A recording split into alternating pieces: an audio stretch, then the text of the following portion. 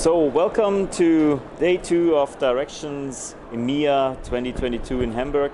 I'm here together with Erik, our Vice President for Sales and Partner Engagement. And so far, good show, Erik? Fantastic show. Fantastic show. And tell me a bit, because I know you have been in a bunch of roundtables and a lot of partner meetings. So what are your key takeaways from those meetings so far?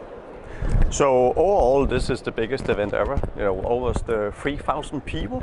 I think that is a lot attending.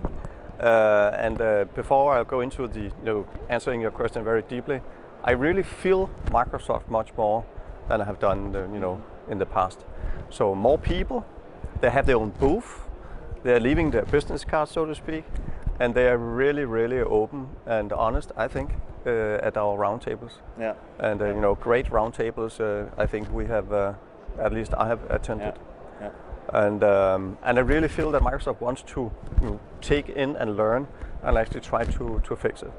And I think you're right. I think especially the dialogue we have with Mike Morton and his team was always very open, very transparent. They listened carefully, but now we also had some good roundtables with people like Toby Bowers, with Monique, who were more on the program side, and we also have coming up roundtables with Ryan for Power Platform. But they're really listening. I totally agree. So another thing I feel is that the partners are aware that, or at least they say, that living of license sales is going down. That is not their future. The future is their services around it. I think that is key change for us. And also in many of the partner meetings I've had on the site, really many, fully booked almost every day. A lot of interest in our technical services. And it's been really great to be part of those meetings, and I think that it's great that the team from Vilnius is here with all the deep insight and good discussions with the partners. Great. And was there, from the presentations that you have seen, either yesterday or today, any specific learning or takeaway that you said, okay, that was a highlight that I will take back from Directions?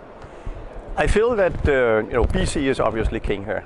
Yeah. But I feel that they also, you can feel that Microsoft loves the Power Platform and want to make sure that the partners, they use Power Platform, but also try to teach us where to use it and where not to use it.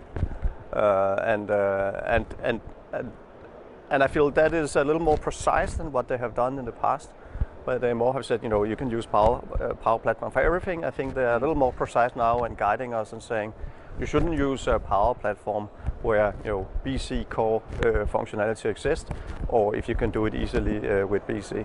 But closing gaps around it, I think there have been a little more guidance this year around it.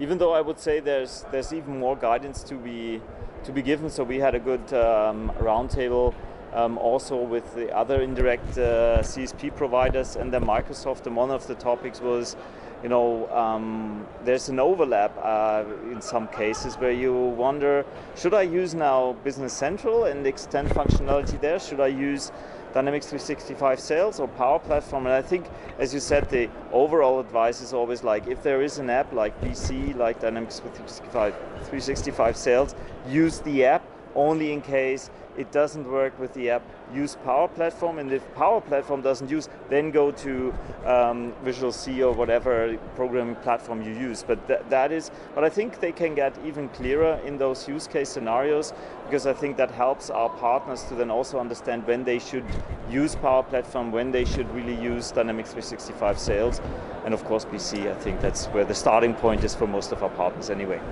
I agree. Yeah. What else have you learned from all the roundtables?